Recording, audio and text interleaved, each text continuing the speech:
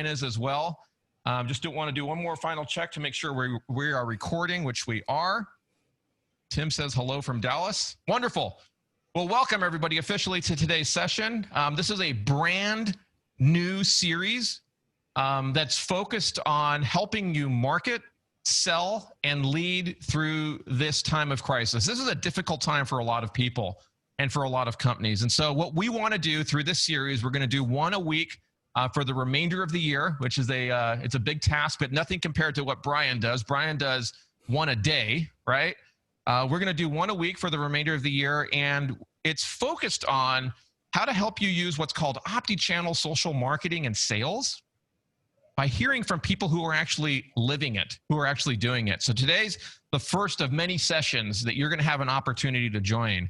And if you're wondering if you're in the right place, is this for me? This is for a number of different types of people and organizations. One market that we serve are agencies. So if you work for an agency, you're in the right place. We have commercial printers in the audience. If you work for a print organization, you're in the right place. If you work for a B2B or a B2C company, any type of organization that is finding it harder and harder to reach their customers and their prospects on the channels that they used to use, if you're finding it harder and harder to do that, you're in the right spot. And regardless of where you sit in the organization, if you're a leader, if you're in sales, if you're in marketing, what we're sharing with you today and through this session over the next couple of weeks is going to help you understand how to address some of the most difficult communication challenges that you have in reaching your customers and prospects, given how the world has changed. Today, we're talking about LinkedIn, and it's something I'm really excited about. If you want to be on a future episode, or if you have a topic that you'd like us to cover, if you'd like to sponsor an episode, Suzanne is giving you my cell phone number there in the chat. Let us know. Any of those catch your eye or catch your ear. We're always open to engage and collaborate with all of you. So here's how we're going to do it. We're live right now. This is, what is the date today? I don't know what the date is today, but we're live. October 15th. What is it? The 15th? Yeah. Okay, awesome. So we're live on LinkedIn. You can see us over there. We're on Facebook. We're on Zoom. Joanne says, yes, it's October 15th. Perfect. We want you to chat with us. Wherever you happen to be, we want to keep it interactive. My cell phone number is there on the screen. You can text us. Let me see how many people have texted so far. Yeah, I see a few of the texts coming in. Keep those coming in, folks. If you have questions, we want to keep this interactive. All right? Now, if we've never met, let me very briefly introduce myself quickly. I don't want to spend much time on me. This is about you and about Brian, who I know you're all here to hear from today. So my name is David Rosendahl. I'm the president and co-founder here at Mindfire. And for many years, we've worked with a variety of different organizations, a lot of print companies. If you're familiar with Mindfire, you may know us from the print space, both 2D and 3D companies. We work with agencies. We work with thousands of B2B and B2C organizations. And in every situation, we're helping them reach their customers and their prospects on the optimal channel for their audience, thus Opti channel, right? And so from a very high level, the three things that we do, if you're not familiar with us, we have software that helps you execute these kinds of campaigns. We have an agency that helps run these kinds of campaigns for customers. And then we do training, like the training you're in today, which we do for free, as well as training that large organizations like HP and others pay us to run for their staff, for their clients, for their partners, because everybody is starting to realize that the way folks communicate has dramatically changed, and you got to do something different. But that's enough about me. Let me turn it over to the man of the hour. I want to introduce today's very special guest, Brian Golod. I am super excited to have him as the first guest in the series because I've known him for about a year now. And in that short amount of time, really, I've found him just to be so uber passionate about life and about getting the most out of empowering other people. And I've just been stunned at what he's been able to do over the course of the past year that I've had an opportunity to know him. As I've become closer to him and become friends with him, I've learned that his career in technology started about 20 or so years ago. When he was a young kid, around the age of 13, he started becoming very interested in technology, went to some of the top technical schools in Argentina. He's not from Canada originally. But he moved to Canada about 17 years ago with his parents and with his sister.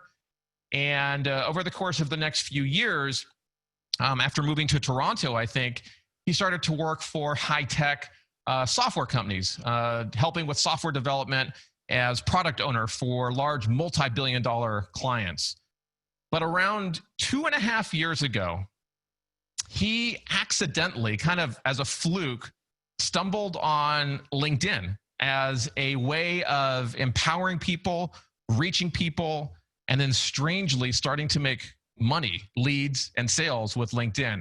I'm going to tell you more about that in a second, but I want you to know how we're going to conduct today's session so that you can understand Brian's unique story and how it applies to you. So what we're going to do is we're going to take the top questions that you've submitted. We literally got hundreds of questions, and I'm sure more are going to come in today. What we're going to do is go through about 5 or 6 of those top questions, and I'm going to ask Brian to give us his unique insights, okay, so that you can understand how to use LinkedIn to grow your leads and grow your sales for your business or for the endeavor that you have in mind. As we go through the material, as I mentioned, I know more questions are going to come up, right? I want you to send those in through chat. We've got Suzanne, who's watching LinkedIn, Facebook, and Zoom, and she's going to help collate those questions for me so that at the end, we're going to leave about 30 additional minutes. After this first hour, Brian has been gracious enough with his time to stick around for another 30 minutes to go through the real-time questions that pop up, all right? So that's how we're going to run today's session. And as I was saying, Brian stumbled into all of this almost by accident.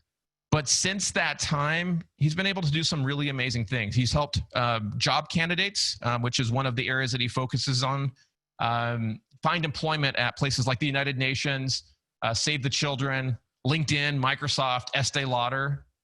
And recently, he's been helping folks learn how to immigrate to Canada. Both Joanne Gore, who's here behind the scenes, I'm going to introduce her as well, and Brian are in Canada. But what's really interesting and what caught my eye, why I think he's of value to you, is that when he had around 808 followers, Brian started to learn how to extract money, revenue from his LinkedIn engagement. So if you're sitting here thinking, man, Brian's got 200,000 followers, there's no way I can do what he's doing. Don't think that, folks. You can, okay? It can start very early in your process. He also provides consultation to organizations who want to expand their reach and have a larger presence on LinkedIn and learn to do what he's done. So he's got quite a wealth of information. And so, Brian, I want to welcome you to the show today. Thank you for agreeing to be here with everyone. Regardless of where you are right now, folks, I want you to give Brian a big hello in the chat, whether you're Facebook, LinkedIn, or Zoom. Brian, how the heck are you doing today, man? Doing amazing, amazing. Blessed to be healthy. Happy to be empowering others. I appreciate the kind words that you shared about me, and thank you for organizing this. Thank you, everybody who's watching, who has shown interest and submitted questions and made time. I know that a lot of people, for you, it's late, wherever it is that you're in the world. I appreciate immensely that you're staying up and watching, carving out time of the day away from your families. And the one thing that I want to say is thank you immensely, Dave. You've been instrumental to me. You've been amazing, dear friend. You've become someone of huge trust, and if it wasn't because of your newsletter where you added me back in November, at the end of November of last year, yep, just you caught me out of an ugly post, and we can go into that later, into the details, but you found me through an ugly post. What does that mean? We can share later. And you added me onto that newsletter that you share on Fridays, right? And that boost of confidence that you gave me, and it just propelled me forward. It just helped me so much. And since then, you've been around me. You've been as I was saying, of tremendous trust, support, encouragement, friendship. And what I want to say to people who don't know Dave is he's an incredibly, I don't even know how to describe him as a human being, as a friend to his friends. Something that people don't know, but throughout the pandemic, I don't know anybody who has brought a family to live in his in his home, but Dave has done that. And that is something that he doesn't go just with a speakerphone telling everybody, but I found out about this, and this is something that makes him a really gem of a human being. Wow, I'm blessed, I'm privileged. Thank you so much for having me here. I appreciate it. Thank you. You surprised me with all that, but thank you for those kind words. It means a lot. And to everybody who's here and I know is excited to get into this, I want to say one thing before we jump into the material, and that is that if you're wondering, is what Brian's talking about, everything that he's about to describe and all of the insights that he's going to give you, would it work for me? You know, you might be working at an agency or working for a commercial printer or a B2B company or a B2C company and thinking, well, Brian's coming at it from a different angle. That doesn't apply to me. Or like when I invited some of the folks here to attend the session today, you know, I tried to describe in our email that, hey, regardless of what you sell, whether it's wide format, labels, packaging, 3D print, 2D print, whatever it is, this LinkedIn power applies to you. And somebody replied to me and said, well, you know what, you mentioned direct mail, but we do postcards, so I don't think it applies to me. I'm like, what? How can you think that? And so if you have any of those thoughts right now, put those out of your head. Have an open mind around what he's going to describe. As I mentioned to you, when you came into this session, I tried to glean from you what the top things are that you're interested in. Here's kind of a word cloud that gives you kind of a visual representation of what it is that's on your mind. Folks want to know about leads. You can see similarly sized as sales. Obviously, LinkedIn is big, right? People want to know how to prospect, how to build connections, how to drive and build engagement. What are some of the best practices, okay? And so what we have done is we've collated from all of your questions what we think are the ones that are going to really give you the insights that you're looking for. And if you're taking notes, which I know many of you are note takers. Where are my note takers? Drop an X in the chat if you're a note taker like me. Just drop an X wherever you are. I want to see my note takers. If you're a note taker, we also have a very generous sponsor, if you will, of today's event. This is Joanne Gore. You can see here on the screen. She's also in Zoom chat. And if you can't take notes fast enough, don't worry about it. Joanne has graciously agreed to write a case study or an ebook about our time together here today, Brian, and then share it with the community, share it with the world. She's passionate about marketing, about the intersection of digital marketing and print. And Suzanne, if you don't mind, or Joanne, go ahead and throw your LinkedIn URL back there in the chat. Joanne, thank you for being here with us today. Thank you for agreeing to take notes and to go through the transcript and pull something together that folks can use to learn from Brian and to hopefully apply to their own business as well. So with that all out of the way, Brian, are you ready, man? Are you ready? I don't hear you, Brian. Did we lose you? I'm ready. Okay, there you go. All right, so let's get to the first question. This question comes from Brian, and this is the name that I'm sure I'm not going to get right, Visenhaler. Go ahead, Suzanne, and drop Brian's URL there in for everybody. I want to give Brian some visibility. He's over at Central Printing and Marketing. And here's his first question for you, Brian, two Brians. He says, we just need to better utilize this tool. He means LinkedIn. We're not leveraging it at all right now, and I'm interested in the basics. So can you give us a couple of minute view from your perspective around what are the basics of LinkedIn that we need to know as we're looking to grow our influence, our reach, to generate more leads and sales? What's your view on that? Absolutely. So first thing to understand is that LinkedIn is not a tool. It is also nothing more than a social media platform. Okay, so it's a software product. Okay, but the key on LinkedIn, if you want to extract the most value out of it, is to build relationships, friendships, trust, and the community around you. Okay, so LinkedIn on its own doesn't do anything. It needs people like us. But when you are on LinkedIn, you have to build your own tribe, your own community of people who trust you, know what you stand for, can vouch for you, right? Can recommend you, can introduce you to others to start to get something out of it. If you are approaching LinkedIn by yourself, you're not going to get anything out of it. You have to approach it as a tribe. But in order to have a tribe, you need to build your own tribe, not somebody else's tribe. It might resonate with you, but now you need to start to build your own. Okay.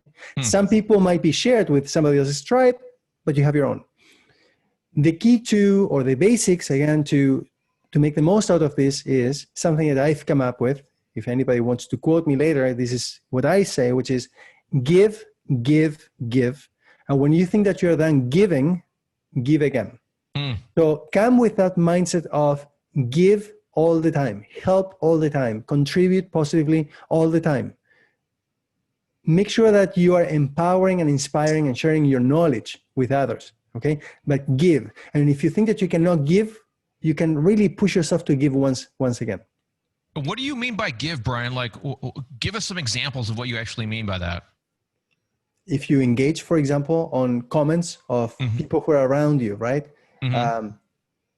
Sometimes you're like, you know what, I'm done. I just don't want to do anymore. I just don't want to engage anymore. I just don't want to look at another post. I just don't want to take another call, answer another message, right? There's always, you can do a little bit more to help another person. If we start to realize that the people on LinkedIn are people, and they're not prospects, they're not clients, they are not numbers, they're not followers, they are people, then we realize that we can make a significant impact in the world. A lot of people want to make a significant impact, but they cannot impact the person next to them. Their sibling, their cousin, their mom, right? Their friend. So if you want to impact the world, first you need to impact the person right next to you. And you have to recognize that people across the screen, they are still people, okay? And treat them like people, not like assets, like resources, okay? And so I know that when you do your trainings, Brian, you often talk about, as part of this basic understanding of LinkedIn, of giving value away, that there's kind of 3 different types of value. How do you differentiate those 3? What are those 3 different buckets that you look at? So I see content as entertaining, inspirational, or educational, okay? And you can do all of them, or you can choose one, right? But typically it will fall under one of those buckets: entertaining, inspirational, or educational. So entertaining, something that is viral typically. Those videos, you watch a dog on a unicycle, and somehow people come up with these analogies. Oh, if a dog can learn how to do a unicycle, you can learn something else at work. And somehow these videos get a lot of, likes and views and comments and whatever. The question is, how does this person actually, since we're talking about generating money, revenue, income, whether it is side income or your main source of income, how do you, out of a video with a dog riding a unicycle, how do you elevate your position and you become an authority on print media? I don't know, but does it have anything to do? You're potentially destroying your image. You might be getting a lot of followers, but what are you getting out of it? That's the question. So that's entertaining, right? You're trying to find something to get views and followers and so on, but are you getting anything? Are you getting any business at the end of the day? Then you have inspirational, right? Quotes. A lot of people like to put quotes, and it's great. But you know what? I have big expectations from people, especially people who can really contribute to other people's well-being and growth. And a quote is great, and it can really spark something. But when you have so much more potential to do things for people, just continuing to do quotes doesn't cut it for me. If you have the potential to truly help people, teach people something, give them the tools that they need to be able to live better, to get back on their feet, to advance in their careers, to whatever it is, you have the responsibility to do it for others, to contribute to the world, to leave this world in a better place. And doing quotes alone, it's great, but it doesn't leave me with anything. So if you truly have the potential to go beyond the quote and do so much more for people. That's what I'm trying to suggest. Quotes are not bad, but if you have potential, do your potential, unlock your full potential. So what would you call the bucket of the type of content that you feel would actually begin to lead to the kinds of opportunities that everybody here is looking for? What would you call that? Educational. Okay. So educational is when you teach something, when you share your knowledge, your skills, your experience, and your expertise with other people, and you're trying to start to showcase your authority in your domain, in your industry, in whatever it is that you come up with educational content, which sometimes it's really hard because you ask yourself, someone like me, I mean, I've posted on LinkedIn over 1,200 times. And I'm not the type of person who likes to recycle. There are many content authors who recycle their posts, especially their good ones. I don't. For me, I dig deep and I try to figure out what it is that I can offer to you that I've never shared before. And although I continue to grow, I could potentially get away with that and say, hey, for anybody new, I would share the same that I did maybe 6 months ago. But it's that I just get bored by doing that. I get bored myself. That's why one of the things that I've done on LinkedIn is continue to explore, continue to acquire new skills, because I get so bored of the same thing over and over and over. I can't do the same thing over and over and over. That's why now I have a portfolio of skills that I leverage to be able to monetize LinkedIn. So one thing I noticed about the way you use LinkedIn, Brian, in contrast to friends, and I'm calling you out just to help you understand if LinkedIn's not working for you, what you might be doing wrong. Well, I put that in quotes, okay? One thing I notice about what Brian does versus what I see many doing, not just the people here in this room, is that there's a lot of posting that's all about me, right? Hey, call us if you want, the best direct mail in town, or call us if you want a 3D part printed, or call us if you want a new digital agency. We can create the best digital campaigns for you. What do you see as wrong about that kind of content production, Brian? So LinkedIn works best when it is about what you can do for others, not for yourself. When you're tooting your own horn, when you're praising yourself, when you're celebrating your own success, LinkedIn doesn't tend to respond well. You can see that in the metrics. You can see that on the reactions of people, on the engagement of those kinds of posts. But when you share a story about what you've done for someone else, I see. How you've empowered them, how you've inspired them, how you've gotten them back on their feet. You've truly made a difference in their lives. That's when LinkedIn, the culture of LinkedIn, will celebrate you. And just so you know, for those of you who are unaware, I mean, I'm not going to claim that I know the algorithm because I don't, okay? We make observations. Those of us who are more active on LinkedIn than others, we make observations. But one of the things that is well known is that LinkedIn has a set of how do you call them? Chief editors, I guess, or people who are responsible for making sure that good posts take off and bad posts don't take off. Humans. A lot of people don't know that in the process, there's humans that look at our posts, right? Right. So you want to make sure that, those people will actually help you if your post is really about empowering, inspiring other people, and that post starts to take off. Then those people will actually decide whether your post should continue to take off or not. And I've seen it personally where I've been shut down. Like my post was like down, like it's happened twice. In 1,200 posts, only happened twice. But at that moment that someone, even without anyone reporting my post, okay, if the editor decides that this is not the content that LinkedIn wants to see, they will shut it down. Now, if you abuse or overuse this, or you cross the line multiple times, LinkedIn will have no problem kicking you out. And we've seen it many times happen. Listen, the one thing that I want everybody to realize is that LinkedIn is not your home, okay?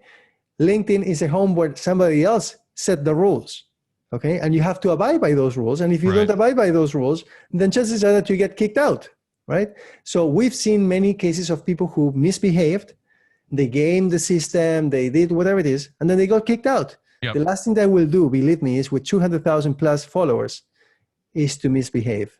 If I do it, I will apologize to LinkedIn, which I have transparently. And it is one of the things that people have praised me for, people said, I can't believe that you are so transparent that when you screw up, you actually come on the next post and you say, I screwed up. I'm so sorry, LinkedIn. I will never do it again. Right? So, Keep the questions coming in, folks. So you just heard Brian kind of give a basic platform for understanding that when you use LinkedIn, if I had to summarize what he was saying, it's that you need to deliver value. You need to give, and then give again. And when you put the value out into the world, and this is a general rule of life, right? I saw somebody, Christian said, reminds me of that great Adam Grant book, Give and Take. And he was saying, Brian, what you're saying is sound advice, right? That when you give out that value and you look at LinkedIn social in specific as a way of building your tribe, your community, your customers, your raving fans, right? And you do that by sharing stories and success and insights and education, then things start to happen for you. And one of the things that came up a lot in the questions, Brian, and I'm going to use, is it Stefan or Steven? You can correct me there in the chat. Suzanne, go ahead and throw his URL in for everybody. He's the VP over at Work Compology. Often when you describe kind of these basics, Brian, and I think Phil Kessler asked a similar question here in Zoom, how long does this kind of stuff take to do? How long did it take for you, Brian, to start generating traction, start creating leads, and I'll even add starting to create revenue from the time that you kind of put your mind into it? Just give us some sense around how much time is involved in this process. I started generating revenue out of LinkedIn, like you were saying, Dave, when I had 808 followers. Okay. I just remember the number because it's an easy number to remember. That's when I started to generate. And I remember exactly where I was standing and who I had next to me, a friend of mine who is now, wow, like he's saying like, wow, I can't believe what you've done. I was like, dude, I've been telling you all along when I was at 2,000, at 5,000, at 10,000, at 50,000, jump on this train because this train is like, it's going to pass and then it's going to be a lot harder. And believe me, no one regrets putting their effort into building a massive profile. Okay. So the best time to do this was many years ago, even before I started. The next best time is today. I don't even know if it's possible, Brian, but can you just kind of reflect back on, take us back to like when you had nothing, maybe a couple hundred followers, no leads, no revenue from LinkedIn. What was kind of the arc of what happened from there? What were some of the milestones? The milestones, well, I can tell you so much about this. So the first milestone was actually to have the courage to like a post. I could not like a post. That for me was a huge, huge milestone because I don't know if it happens. Please tell us in the comments if this happens to you as well. Yeah, tell us, please. I could not bring myself to put a like on a post. Okay. I was concerned about my colleagues and my manager, whether they would think that I was looking for other career opportunities, and I could not bring myself to put a like. Whether I was open for new career opportunities or looking, which I was not looking, but always open, why not? I just was always concerned about what other people might think because they can see your activity. Then when I put after I put my first like, I was like, this wasn't so bad, right? Like, oh, I can put more likes, right? And then commenting. I didn't understand the culture of LinkedIn. Basically, I'm going to give you a very silly example. Let's pretend that their post, again, going to the entertaining, someone is serving an ice cream, right? And then the question there on the post is, what's your favorite ice cream flavor? And then I'm going through the comments, right? Like, oh, this is very silly, but whatever. Someone already said dark chocolate. I'm like, oh, okay. Someone said dark chocolate already. I'm not going to comment, right? So I just leave a like. Believe me, when you just put a like and you leave no comment, it doesn't do anything. You may as well just not even put a like. Like I'm telling you, if you're going to put a like and not leave a comment, you may as well just keep on scrolling, okay? You want to be seen by other people. When you put a like, you get buried in a bunch of dozens or hundreds or thousands of likes. No one knows how you think. When you put a comment and people learn something from you, right? For example, I could say, instead of, oh, my favorite flavor is dark chocolate, I could say, my favorite flavor is dark chocolate. Did you know that dark chocolate ice cream is made with blah, blah, blah, blah, and it has actually less sugar than this other flavor, right?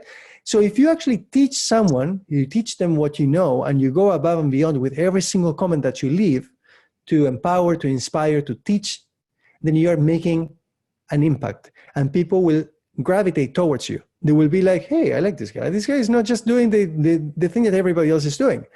And again, if you want to truly stand out, you have to do something different from everybody else. And you don't have to do the dog with a unicycle. You have to truly deliver value to people, right? So do you remember for you how long that period of time was, like from when you hit the like to learning the comment to then starting to get that traction? Are we talking days, weeks, months? What was it for you? It didn't take that long. It could have been days or weeks, okay? But what did take a long time was coming on video, coming on Okay. camera, not Okay. like LinkedIn Live, but coming on, just putting together a video. And it took me literally 4 months of me trying to convince myself that I was good enough to come on video, because I was always doubting myself. My hair, my face, my whether I was shaved or not, my accent, my gestures, my attire, whether I had a shirt on or a t-shirt or whatever it is, there was always something that I was doubting about myself. I was not confident enough to do this. In real life, offline, casually, yeah, sure, I walk into a party, I take the attention, and but on LinkedIn, in front of a bunch of strangers who can really troll you. For those of you who don't know what trolling is they can bring you down, they can attack you, they can pick on your stuff. They're bullies, right? Who hide behind the screen. Oh, so they're so tough, hide behind the screen. They bully you. But for some people who are not prepared, who are not strong enough, who don't have a strong shell yet, it can really bring them down to the point that they never participate on LinkedIn again.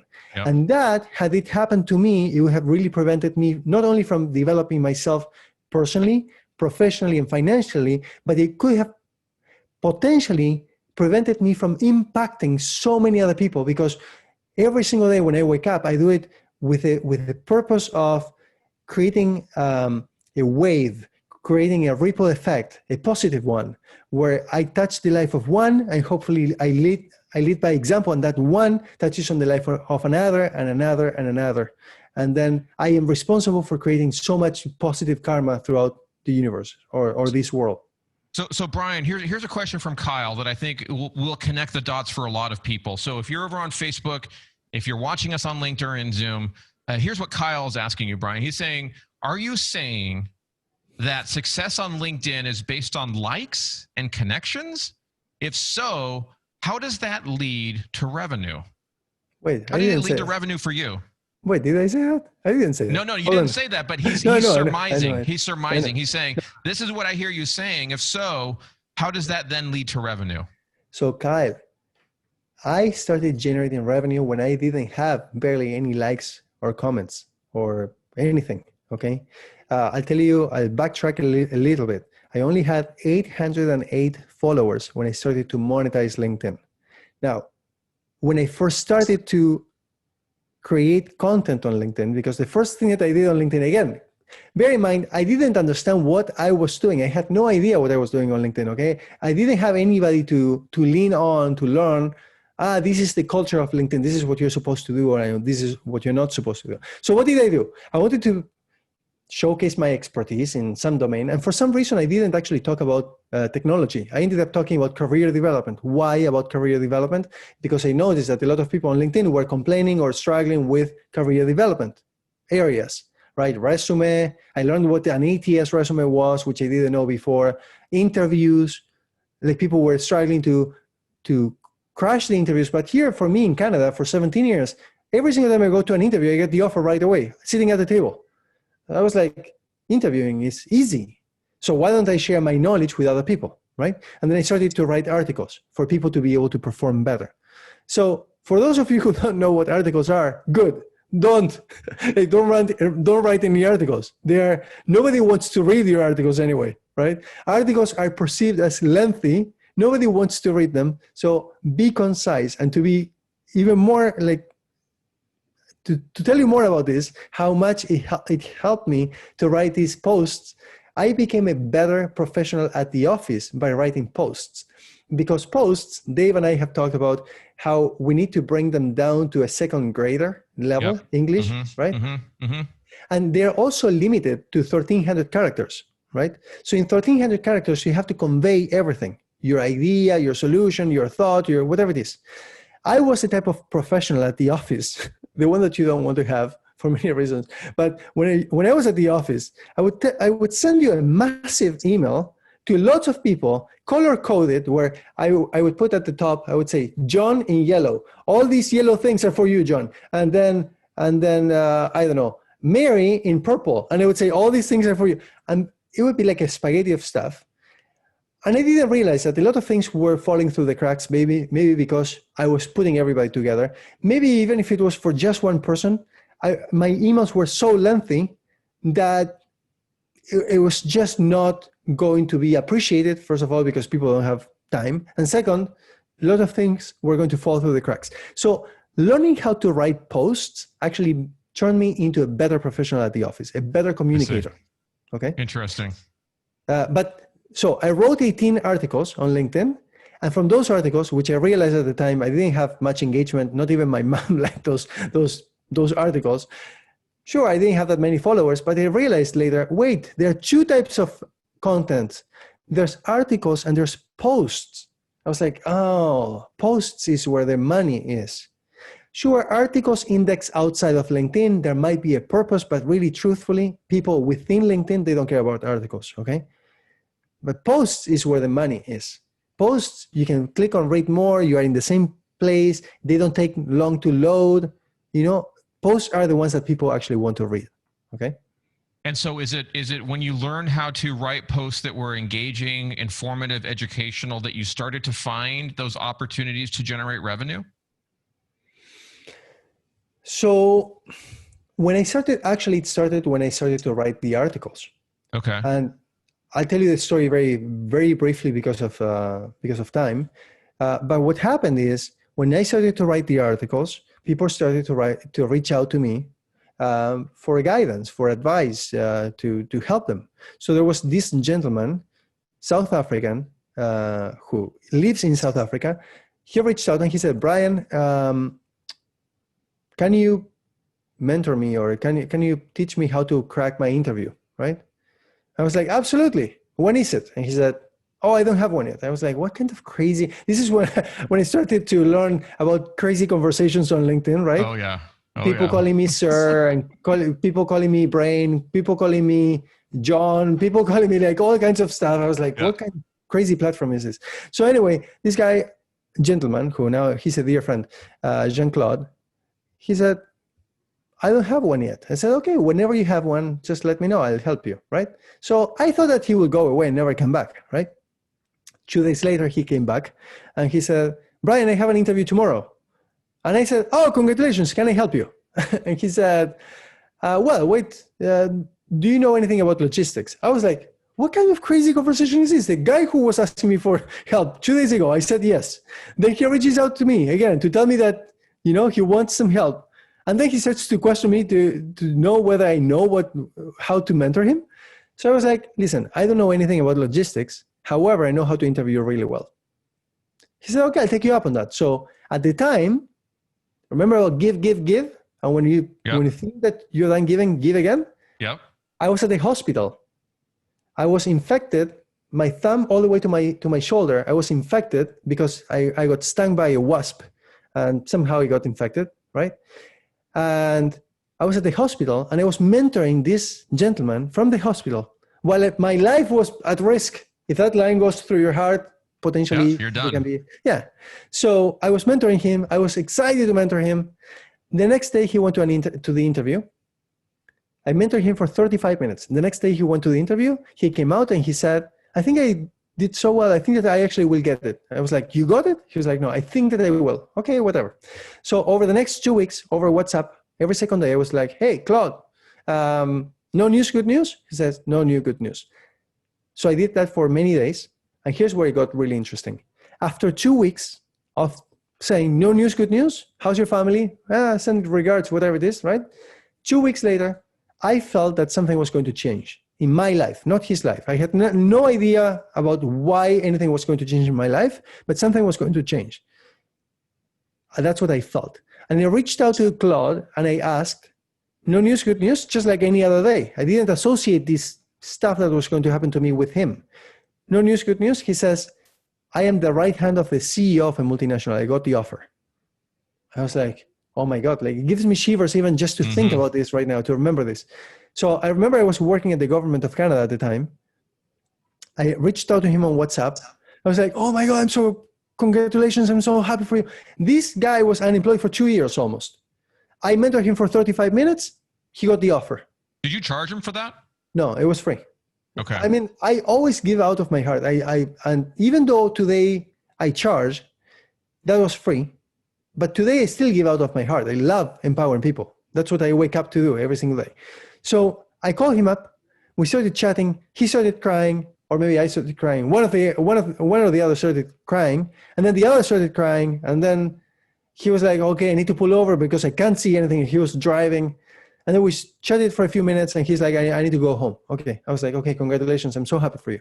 And I was at the government of Canada at the time, and I sat back on my chair, and I was like, was this a coincidence? Or do I actually have a skill? And can I actually empower more people like him? Can I actually help other people get back on their feet? Brian, can I pause you for 1 second right there? Yeah. So I want everyone who's listening, everyone who's watching, regardless of what industry you're in, regardless of what your skill, your product, your service is, I want you to think about what is the analogous situation that you could do? What is the analogous value that you could put out in the world, whether that's in print, direct mail, wide format, labeled packaging, if it's in 3D, manufacturing, additive manufacturing, agency, digital marketing services, whatever it is. What's the analogous situation for you that could lead to conversations like this? Think about that. Go ahead, Brian. Yeah, absolutely. So then I question myself, can I do more for the world? Can I do more for other people? Was this just a coincidence or not? And again, I don't know at what point I realized that it was my dad, may he rest in peace, this association, or this, that my dad is still guiding me and giving me clarity as to how to live my life and how to lead by example. But at that point, and because I am very, very curious, I was like, I need to find out more people that I can help. Mm-hmm.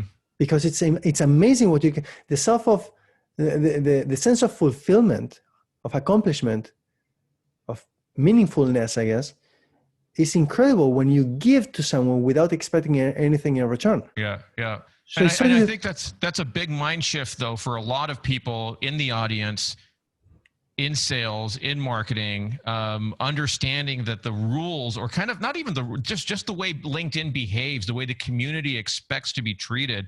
Brian, I can't tell you, you're talking about these funny, weird messages, right? Guys and girls, men and women, give me an X in the chat if you're getting messages from people and in the first message they're pitching you. Give me an X if that's you. In Facebook, in LinkedIn, in Zoom. Brian, does that happen to you? Absolutely. And how many of you are actually engaging with those folks? Can we hop on a quick call? 15 minutes. Go pick a time here on my calendar, right? Brian, I'm going to move us along. Yeah, I see people saying big turnoff. Yeah, Tim, I agree. Brian, I'm going to move us along. I see a lot of great questions coming in. I want to make sure I get to everybody's question. This is from another Brian, spelled a little bit differently. He's the co-founder and president over at Kingdom Caster. And he asked this question, how do you genuinely serve your market with what you have to sell? A lot of the folks here, like Brian, have a quota, right? And given the time that's necessary to establish relationships, how do you do this out of a place of genuine concern and care for your customers and your prospects? What's your thought on that? Well, if you're genuine or not when you put yourself out there. Mm-hmm. You don't know if you're genuine or not. You have to go back a few steps. If you know that your intention is to help someone and you're not so concerned about what's in it for you, then you are starting on the right foot. Okay. If you're just seeking to get something in return before you've even given anything out, then it's not going to lead towards something productive for both parties. So like these people that are messaging on LinkedIn now, trying to get married on the first date. Right. Yep. So the key to understand is that relationships are not built in one day, and trust is not built in one day either. They take time, right? So you have to understand that in order to start to talk about what it is that you do and how it is that you can help someone, first you need to connect at the personal level with a person. You need to build trust. You need to be liked, be given the time of the day. A lot of organizations, a lot of people choose to work with one person over another because of how much they like them, how much their values are aligned, even if this person ends up being a lot more expensive. And I can give you an example. With regards to a resume, okay, I never knew how to write a resume, okay, but that's besides the point. One of my resumes is worth $3,500 US. If you just fell off your chair, please bring yourself back on the chair, okay? $3,500 for a resume, US dollars, okay? Not Argentinian pesos here, okay? So now I don't know anybody who charges $3,500 US for a resume. Now my resumes work, and the value that they bring is astronomical, to the point that people have been hired by organizations such as United Nations and Microsoft and LinkedIn and Estee Lauder and the World Bank and Save the Children and so on. And they really open the door for you immediately, to the point I had someone on my previous webinar who had been here in Canada unemployed for 7 or 8 months. Her name is Rosemary. She was sharing her story. She took my resume. I gave her some advice. Even while I was walking my dog in the dark, I stopped to look at her resume, on PDF format, by the way, on my phone, gave her some advice. I said, apply with this. Yep. She applied. The next day, she had 5 interviews. Within 1 week, she got 2 offers. And she keeps on getting more interviews now. She was unemployed for 7, 8 months, okay? So it takes time to do this. And the one thing that I wanted to know for everybody, and I'm going to be completely transparent and clear, I cannot believe, I've gotten to a point of, I'm going to say it humbly, but with a lot of respect for myself and for everybody out there, and I hope that this inspires you. I cannot believe that I will say openly that I don't have a degree, and I charge $1,500 US per hour when I do one-on-one sessions with people. I have yet to meet a lawyer, an accountant, or a doctor who make $1,500 US an hour when they meet one-on-one with people. And people leave with a huge smile, satisfied, and with their objective, whatever it is that they met with me for. So if someone without a degree can accomplish this, you guys probably are in a better place. You probably have more followers than I do. You probably have more likes than I did when I first started. And probably you have more studies than I do. So anyone can do this. This is for anyone, not just for someone in a certain industry.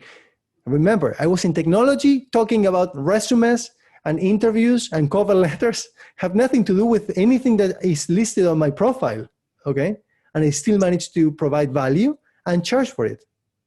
So Brian, we got a lot of questions like this one here from Kyle. I think I have another one here from Adelaide.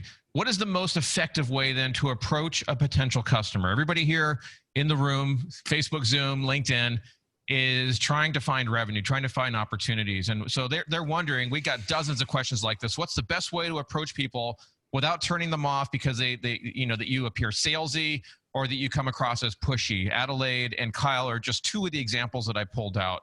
So what would be your advice if you were sitting down with somebody one-on-one, coaching them on exactly how to reach out without doing what they don't want to do here? So the answer is don't approach anybody. Don't send any connection requests. Don't sell on the first message. That one we already covered before. Don't reach out to people. Don't reach out to people. Deliver value to people. Teach them something. Spark their curiosity. Attract them.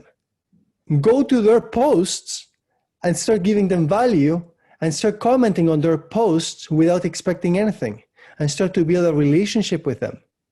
Don't just send a connection request hoping that you get a meeting out of it. It's the most ineffective way to do anything. For anybody who does outreach, and I was talking to a dear friend of mine, Alison Fisher, earlier this morning when she called me.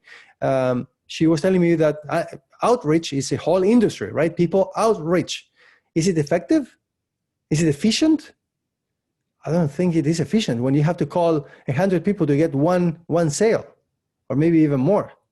It's not efficient. But for me, when I put out value and people come my way, they're giving me power. They're giving me strength. When I reach out to someone, I am giving them strength. I'm saying, I need you. When someone comes to me, they're saying, I need you, Brian. I want that thing that you're offering. So I've done a webinar just a few minutes before we started this. And I asked, did anyone here from the 100 or 200 people that I had there, did anyone here get approached by me with a connection request. By the way, my last connection request that I ever sent out was like over 2 years ago. Okay, I don't send connection requests.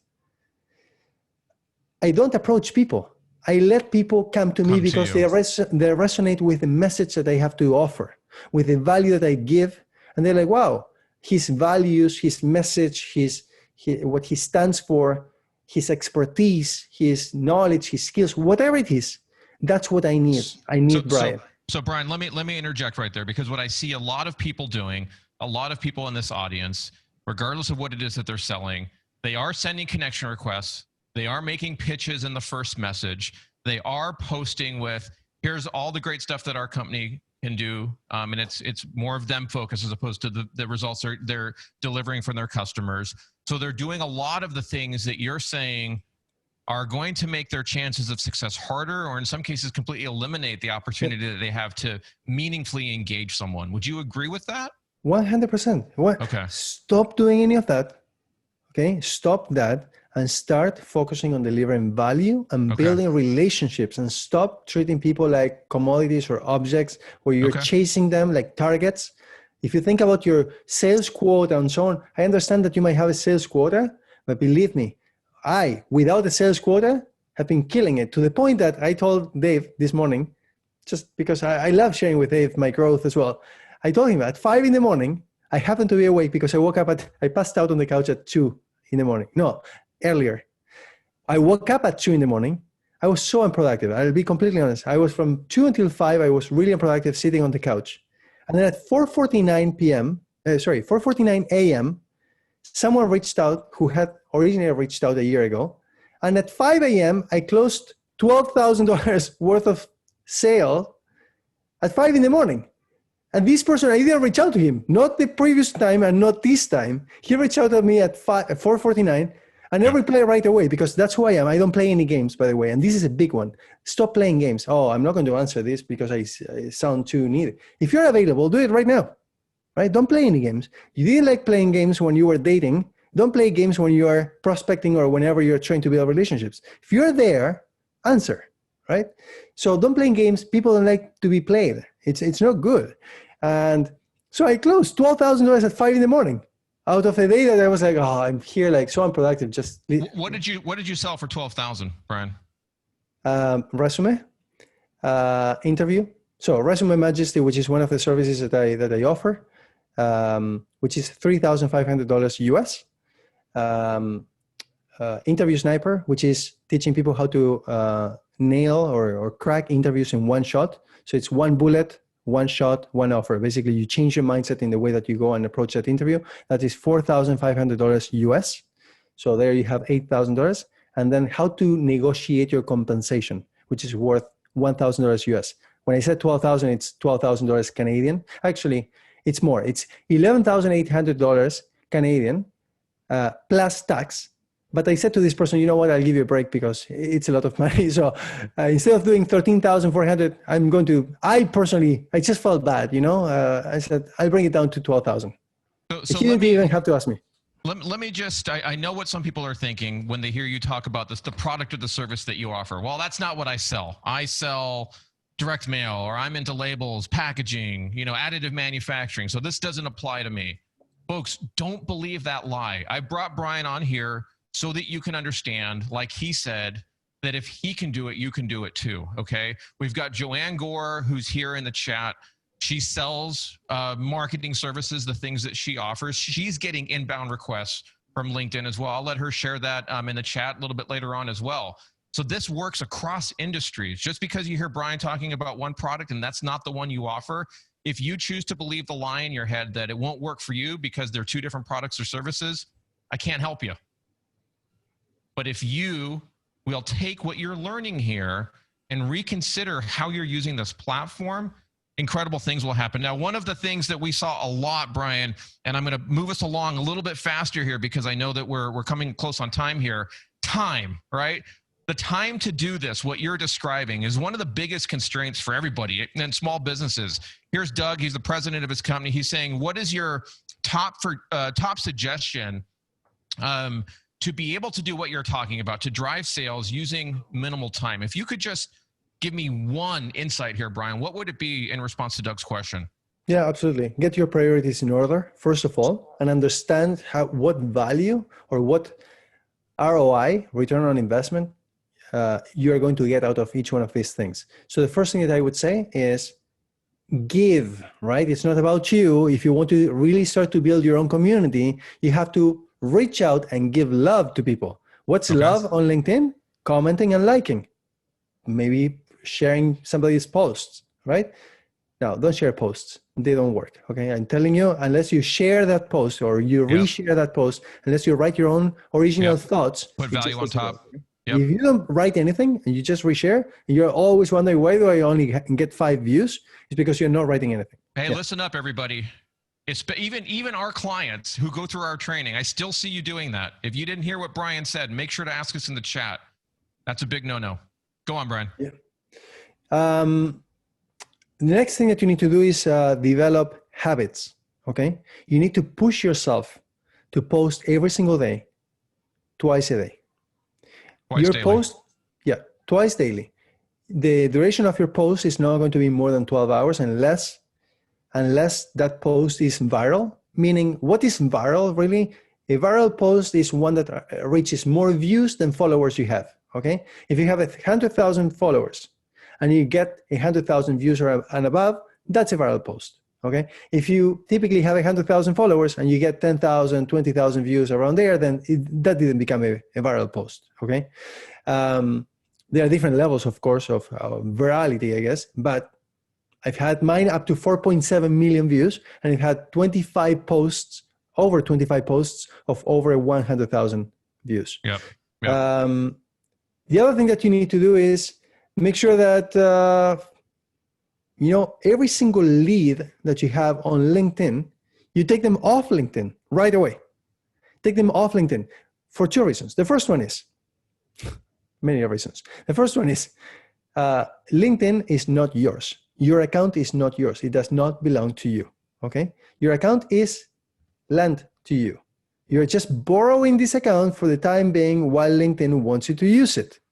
If anything ever happens to your account, you misbehave, you do something that was wrong, you didn't know, and you get shut down, you're out of luck. And if LinkedIn happens to have the same fate that MySpace did, then that's it. What are you going to do on LinkedIn? So bring all these leads, all these new relationships out of LinkedIn. That's what we call siphoning. So I was going to tell. Okay. Dave has been instrumental in helping me acquire 75,000 email addresses in 1 week. Can I share the story? Sure. So back in January, my grandma was diagnosed with cancer, and she's good. She recovered, and she's 89 years old. She recovered. But before I left Argentina, I promised myself that if my grandma ever needed me, because she had any health problems or any financial problems, that I would be there for her and for all my grandparents. So in January, she was diagnosed with cancer. This was the day or 2 days before my birthday. The day after my birthday, I flew down to Argentina to be there with her for her first chemotherapy session, to give her strength, to give her love, and it actually worked. And thank God it worked. Now, when I was sitting next to my grandma, and because of her generosity and how loving she is and how I've been raised, I asked myself, I had this template, this ATS resume template that everybody uses, my clients. They pay $3,500 and they get amazing career opportunities. And yet, there are so many people out there who cannot bring themselves to an interview. They cannot actually help themselves because they don't know how. And I thought to myself, I'm a parent. And at the time I had just had my second child, my son. I asked myself, wouldn't it be amazing if there was someone out there who actually cared about my challenges and who gave me the key to my next interview? And I was like, what if I actually give away my ATS resume template to people to just use? Give away a service, right? Actually, I turned it into a product, right? Yep. I turned it into a product that I gave away for free. Okay, so I gave away for free this this ATS resume template. By the way, for anybody who's interested, you can go to freeatsresume.com. That's my template, and that is hosted on DaVinci, on Mindfire, so on David's servers. So you can go there, put your email address, and within a minute or so, you should be getting an email with your template in your inbox or your spam or your junk or your promotions folder on Gmail, but you should be getting it there. As long as you spell your email correctly, which a lot of people don't do. But Dave helped me bring all these people out of my 4.7 million views post, which had 40,000 likes and 40,000 comments, which is atypical because typically you get 10% of the comments, right? For the likes, the number of likes that you have typically 10% of the comments. My post had 40,000 comments, 40,000 likes, and about 13,000 or 14,000 reshares, okay? That post got 4.7 million views. Thanks to Dave, I've been able to siphon 75,000 email addresses. These email addresses are known to be worth $1 per email address per month. So technically, I am sitting on $75,000 worth of revenue per month thanks to Dave. And that's why I allow Dave to use my face wherever he wants because I owe my life pretty much to Dave. He's been amazing to me. So I'm like, Dave, you want me to be your model? I'll be your model. You want me to do a video for you? I'll do a video. Just do whatever you want with me.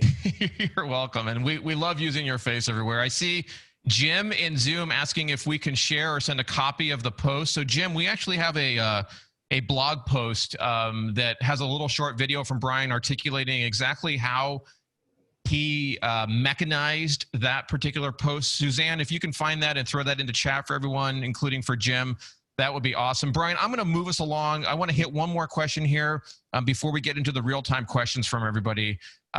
One of the things that I had told everybody coming into today's session is there's often cases that I see for many of the people here in the audience, whether they're in marketing, in print, additive manufacturing, agencies, whoever they are, I see almost every day, men and women, leads that you're not attending to because you just don't know where to look or you're not putting in the effort or time. So when I see a question like here from Peter Bronze, Director of Sales and Marketing over at DocuNet, he says, how do I generate leads and sales on LinkedIn if we have almost no budget and it's basically just me? You got to put in the work, Peter, like the way Brian's describing, and you have to know where to look. Couple of simple suggestions. For those of you who are in the print community, look at LinkedIn groups. They kind of suck. They're not the best in terms of how they're built by LinkedIn. But if you find the right groups, and we're happy to introduce you to some of those groups, you will find people asking for new vendors, for information, asking for things that you can provide. Another great place, and it happens to be off of LinkedIn, is Reddit. If you're not on Reddit, I was just talking to a customer the other day who said, I never even heard of Reddit, right? Okay, well, just because you haven't heard it doesn't mean that your customers and prospects aren't hanging out there. That's what Opti Channel is all about. You have to find the optimal channel to engage your customer, your prospect. Even if you're not there, you need to learn that so that you can be there and hang out with your customers. So LinkedIn groups is a great place. Deliver value in the way that Brian's describing. And check out places like Reddit. What we try to do here at Mindfire, which is why I have my cell phone number here on the screen, is constantly be bringing you resources and information to help you scale this new world that we live in. Because I know it can seem scary. I know it can seem onerous. I know it can seem confusing. I know it can seem counterintuitive. But we're here to help. And so I have a couple of resources. Brian, I want to give everyone a couple of resources here. So Suzanne, if you can get ready, and then I'm going to start going into the real-time questions. Brian, thank you for agreeing to be on another 30 minutes. I hope that's still okay. I really appreciate that. So there's a couple of resources, folks, that I want to make you aware of. Number one, next week, building on today's session, for all of my print and mail friends that are here, we're going to bring on Mike Robinson from Summit Direct Mail, and we're going to talk about how they grew their organization to $36 million in revenue by blending print and Opti-channel marketing, digital marketing. A lot of the concepts that we're kind of touching the peripheral border of today around how to engage people digitally in LinkedIn, in Facebook, in email, through personalized landing pages and microsites like Brian was talking about where the engagement was siphoned. if you're a print service provider and you want to learn how to weave those together to offer your customers a service that's going to help them generate more leads and sales, then drop the word Mike in the chat, whether you're in Facebook or in LinkedIn or in Zoom. Drop the word Mike, and Suzanne's going to reply to you with a URL where you can bookmark that, go back to it later. You can go and sign up for next week's interview where we're going to bring Mike on the show and talk to him. Second, if everything Brian has talked to you about is like, okay, I kind of get it, but I need a framework. I need you to kind of show me each of the pieces of the framework and how this all comes together. And I need some more training on how to actually do this for me or for my sales staff. I want to know how to actually do these things. What's the strategy here? In 2 weeks, we have a live training. It's 90 minutes. We're going to limit it to only 200 people because it's too hard to train groups bigger than that. If you've ever done one of these, you know what it's like. If you want to attend that live training, I'm going to be doing that training along with some of the other folks here on the team. Drop the phrase live training. Drop that in Zoom or in Facebook or in LinkedIn. Let us know if you want that live training. I'm going to walk you through the four-piece framework. We call it the Opti Channel Social Selling Framework that we know can help B2B organizations, salespeople, marketing people, even B2C organizations reach and engage their customers using what Brian's been talking about, delivering value and understanding how to do that in what we call one of the three different modalities. You'll learn all of that in that session. So if you'd like to attend that training, drop live training in. And then we also have a couple of case studies and guides that we want to make available to you. By the way, folks, all of this is free. Okay, we're giving this all to you. Brian, we did a case study about you.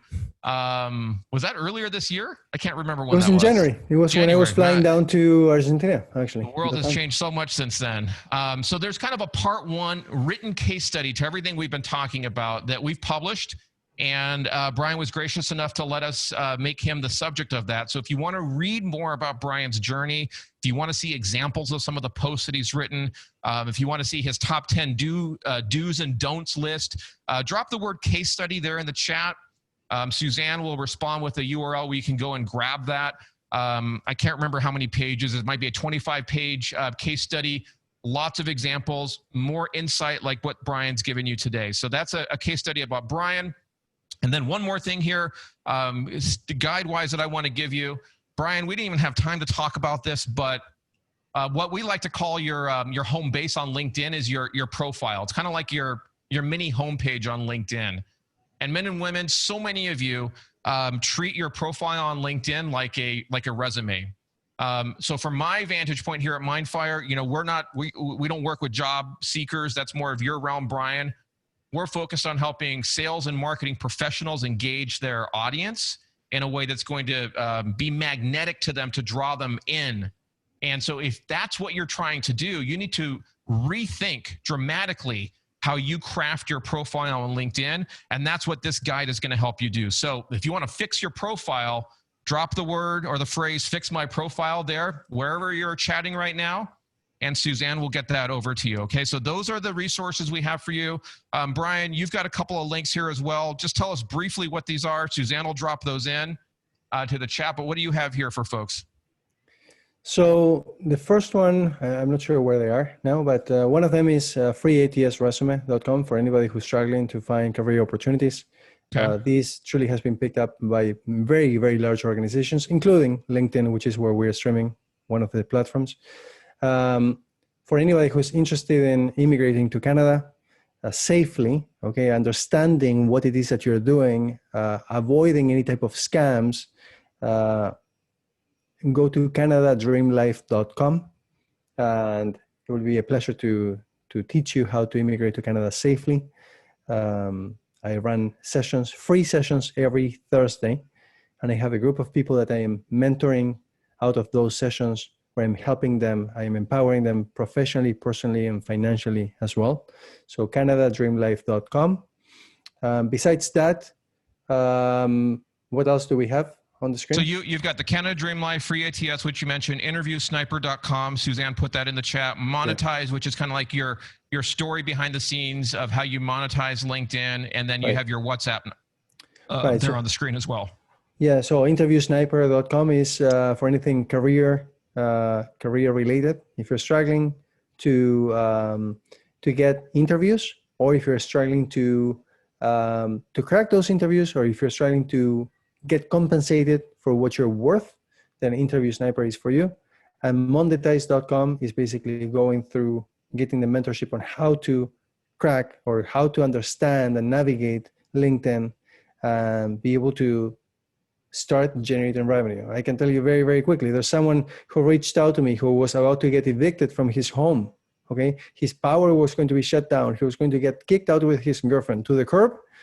He watched my videos, 6-hour videos. Okay, so there are 4 videos, 6 hour long. The next week he made $10,000. Now, can I guarantee that you're going to make that? Well, I don't know you. I don't know your skills. I don't know your commitment. I don't know your time. I don't know whether you are serious about this or not.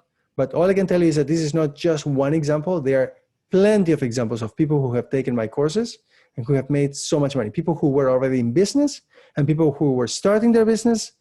Because one of the things that I tell people all the time, and I'm super vocal about this, and I will wrap it with this, is people are investing in their organizations, wherever it is that they work, but they're not investing in themselves. And then we have situations like a pandemic, or we have situations like your manager got promoted and then you got a new manager and you don't see eye to eye and you get laid off or you get fired, or maybe another organization acquires your organization and then all of a sudden you are redundant, which is something that a lot of people reach out to me with as well. So I've seen a lot of people walk away out of the office with a box, just like you watch on Hollywood movies, right? With all their belongings escorted by 2 big people.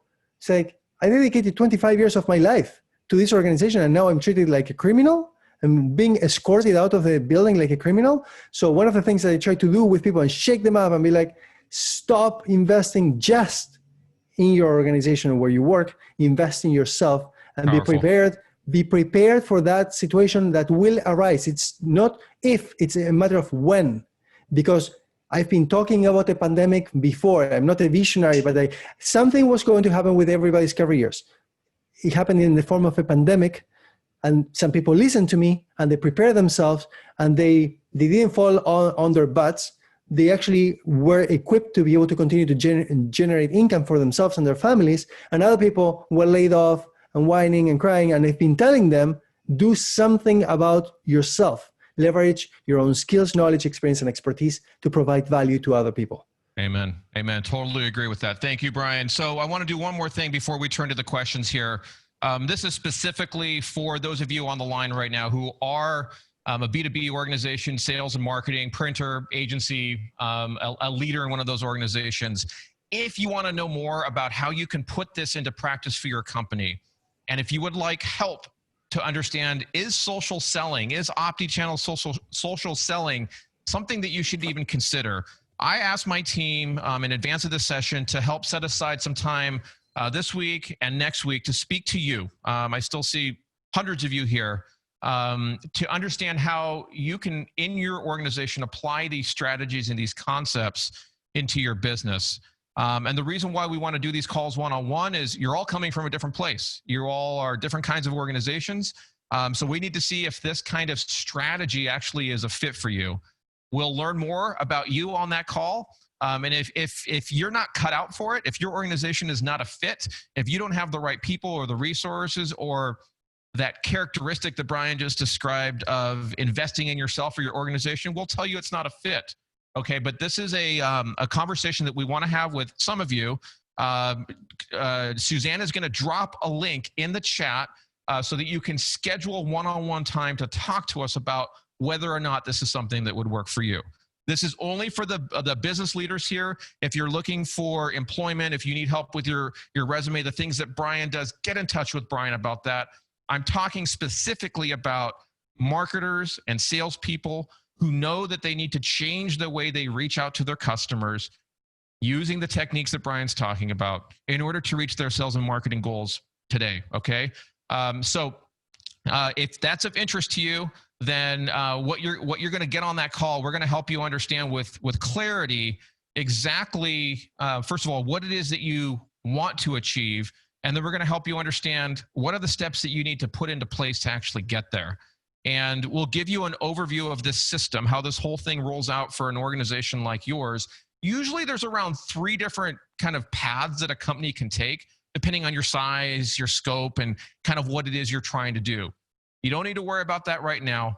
But if you're interested, Suzanne, if you could drop that link there into the chat, it'll let you schedule a time to take us up on this one-on-one consultation. We'd love to be able to help you with this. You know, when I look at the chat and when I look at the emails and I look at everything that's coming in from a lot of you folks, the way I see it, and I'm doing this kind of from a position of love, I hope you don't hear it any other way, is that for some of you, you're making a lot of excuses around why this won't work for your company, why it won't work for your organization. Knowing what you know right now, you have 2 options here. You can either do nothing, put your head in the sand, and let this crazy world just continue to roll past you, and not take this opportunity to see if something like this would actually help you and your sales team and your organization achieve your objectives. The second option, which is what I'm offering you for free here, is schedule a session with us and take this opportunity to see if this would help your marketing, your leads, and your sales. I know you're serious. You've been here over an hour and 15 minutes with us right now. So I know that there's something here that's engaging and attracting you to thinking about whether or not this might work for your company. So take an opportunity. Suzanne, you've thrown that in. Please throw that in all the chats. Let's have an opportunity to talk to you, see if this will work for you. And this is kind of my gentle nudge to get you off the starting block, to get you from thinking, no, this LinkedIn stuff doesn't work for me. This social selling stuff doesn't work for me. This is your opportunity to talk to us one-on-one and see if it might work for you. Okay, so take us up on that. And now what I want to do is I want to go into the real-time questions. Brian, you've been gracious enough now to give us another 14 minutes of your time. What I'm going to do is I'm going to look over here to my right. Suzanne has posted a number of questions for me over here. Let me just take a quick look at those. Looks like, Brian, somebody was saying, hey, I'm getting so excited here. I almost wish no one else was listening. That's nice to hear. I love that. So Brian, here's a question from Matthias. He's saying, hey, Brian, do you segment your contacts and followers and communicate with them separately so that you're more targeted? If so, how do you do that? Yeah, I took them outside of LinkedIn. I wish you could actually purchase experience. And I've been saying this to Dave as well. Like sometimes I find something that is so powerful. And then I'm like, why didn't I know this 3 years ago? Why didn't I come up with that before? I am taking now everybody out of LinkedIn, and I am labeling everybody to understand who they are and what it is that they are interested in so that I can continue to provide value to them constantly. The way that you build trust, the way that you build relationships, the way that you attract people is not by constantly pushing them a sale, it's by nurturing that relationship, by giving them value, by inspiring them, by empowering them. That is the way that you do that. So yes, take them out and understand what it is that they are interested in. So be very strategic and be very organized with where that contact, where did they come from, what it is that they are looking for, how long ago they came to you, and also measure that so you can understand what the life cycle is with any potential prospect as well. If you're measuring, where are you siphoning then to, Brian? Just be very specific. You're doing it both through email and where else? WhatsApp. WhatsApp. Okay. Okay. So WhatsApp is amazing. I don't know, for anybody who right now watching is like something just blow up in your head. Who cares to do email? I mean, if you can do email, do email. Do email also, but do not neglect direct communication. Yep. Email is going to be neglected by your prospects, by your potential customers, right? They're going to get to it whenever they get to it. If you can get to their hands onto a platform that they actually care about, or through a channel that they actually care about, that's when you're going to build a much closer relationship with them. But don't abuse this.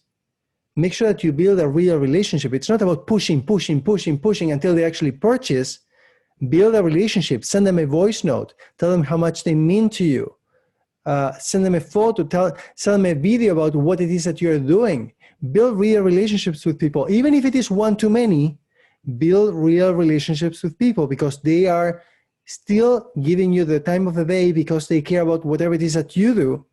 So treat them with respect, kindness, care, dignity, and appreciation, and don't abuse people because they're not objects. They're not commodities. They're real human beings with feelings, with objectives, and you can really make a positive impact.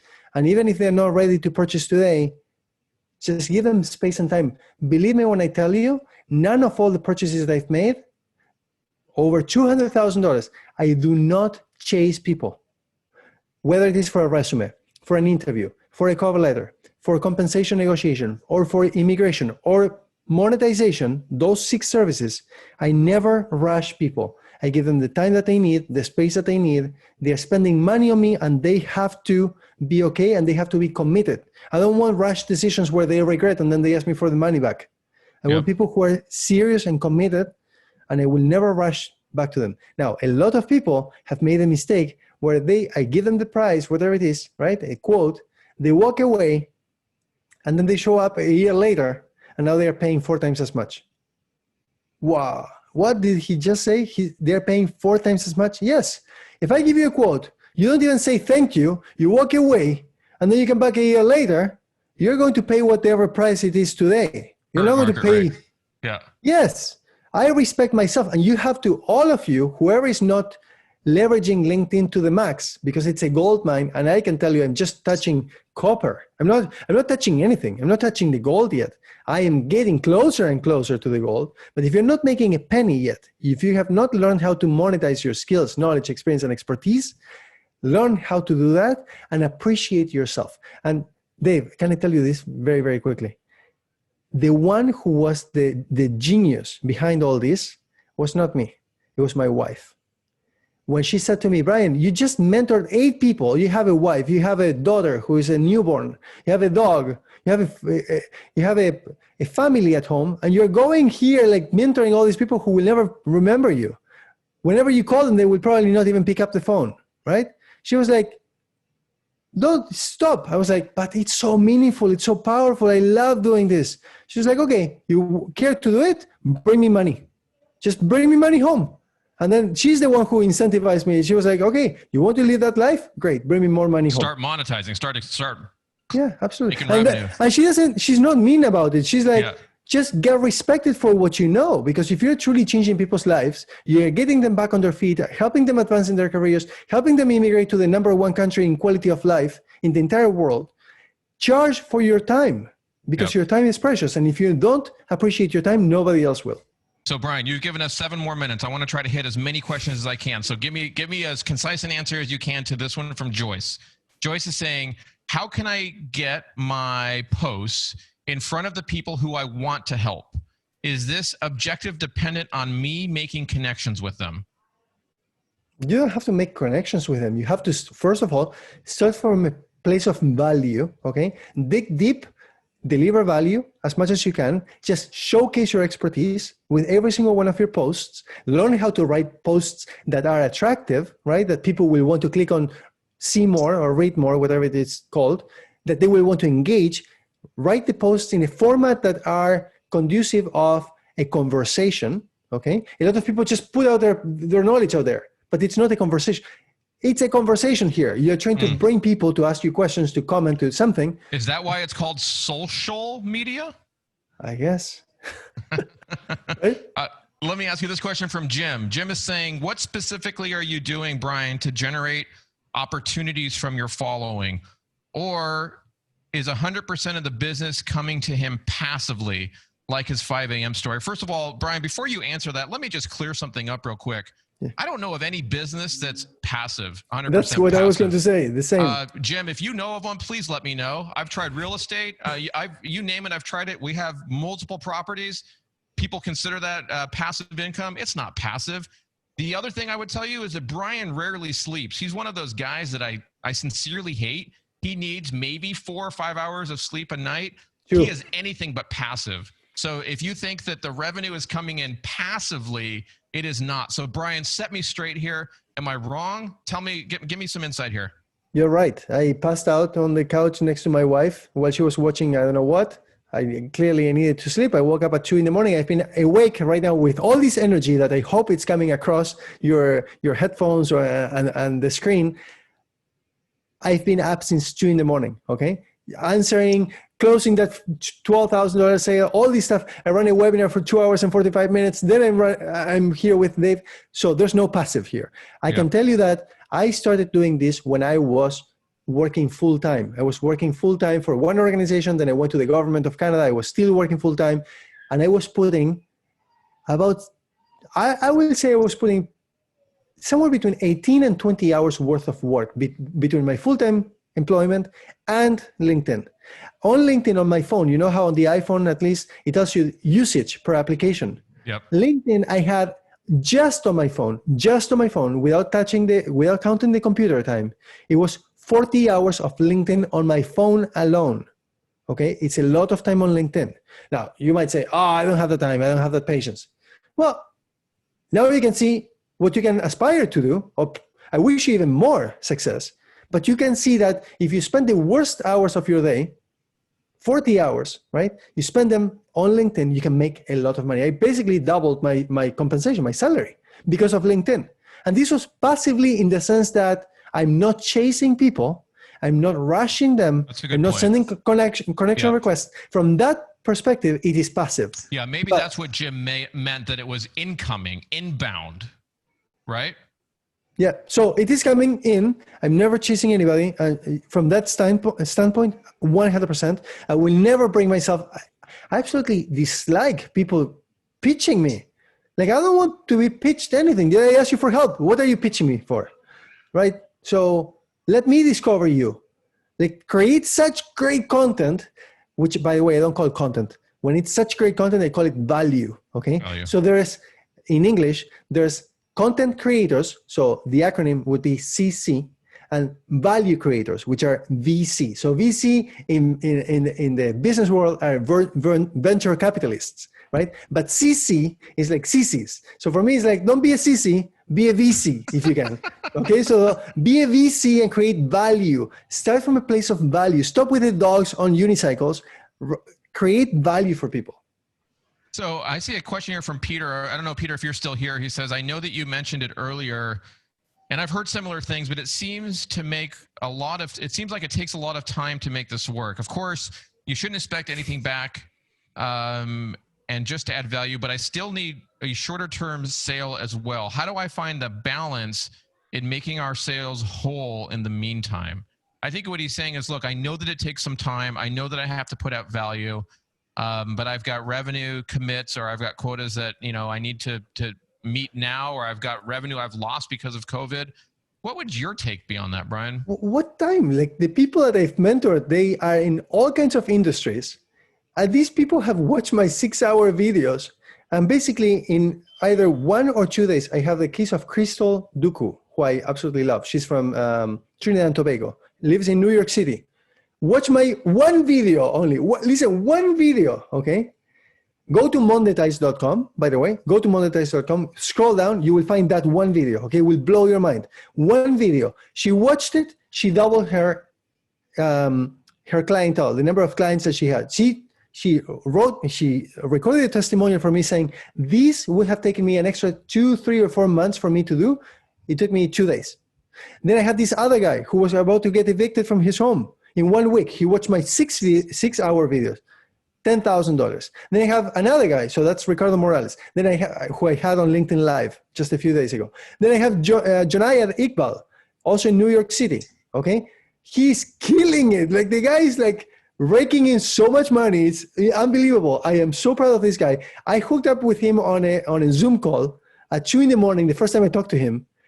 2 in the morning, because the guy, it was the second time that he reached out to me, and I couldn't say no. I mean, I was awake. I'm always curious to develop relationships. He reached out to me.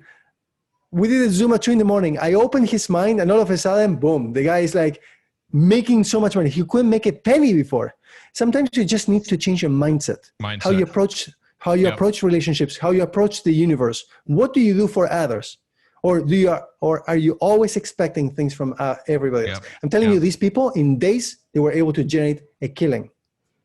So in the little bit of time we have left, I still see so many of you here. There's two things, okay? Two things that I want to ask you. Number one, do you have any other questions for Brian? Tell me in LinkedIn, tell me in Facebook, tell me in Zoom. Suzanne will pull that out. Right now is a good time to ask that question. Ask it now if there's anything else that's on your mind. And then Suzanne, paste it in over here on the chat that I can see over here to my right. The second thing is, if anything that we've talked about today has given you a spark of encouragement, of hope, and you want to learn more, take us up on these resources. Folks, we invest hundreds of hours every week in training and in education and in bringing you value that's going to help you build your business. So I've listed this already for you. I want to do it one more time. Next week, we're bringing on Mike Robinson to talk about a print and mail company, Summit Direct Mail, and how they've grown to 36 million. If you want to know that, drop the word Mike in the chat. I've seen many of you do that. If you want to learn the 4-piece framework for what we call social selling, drop the phrase live training there into the chat, and we'll get that link over to you. You can go sign up right now. And then here's a case study about Brian's journey. Drop the word case study in the chat. If you just happen to join us right now and you're not familiar with what we've been talking about, Brian's journey is one of a lot of intrigue and interest around how he's been able to scale his LinkedIn presence.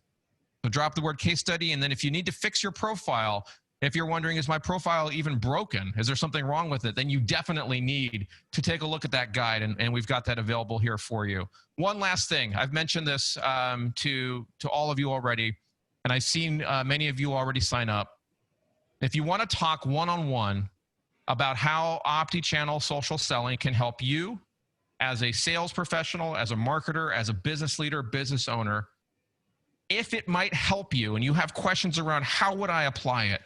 How do I use it? What would it look like to implement? What does it cost? How much time? Like I said, there's 1, 2, or 3 options that we usually see as paths forward for an organization. If you would like to talk one-on-one, we've put time on the calendar to talk to you. And Suzanne, go ahead and throw that link back in the chat one more time, and then I'm going to look to see if there's any other questions.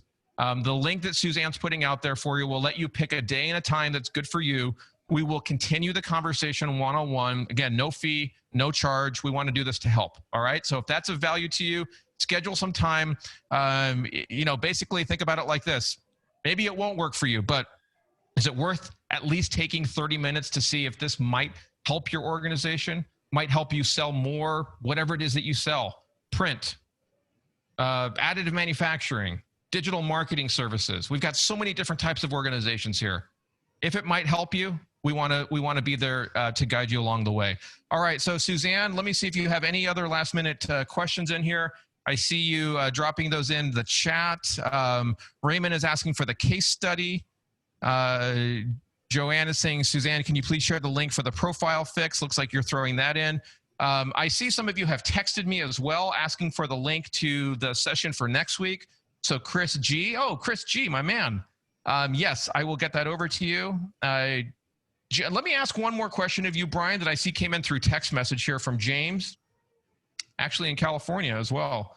He says, can you be too active on LinkedIn, whereby you reduce the effectiveness and or reception of your posts?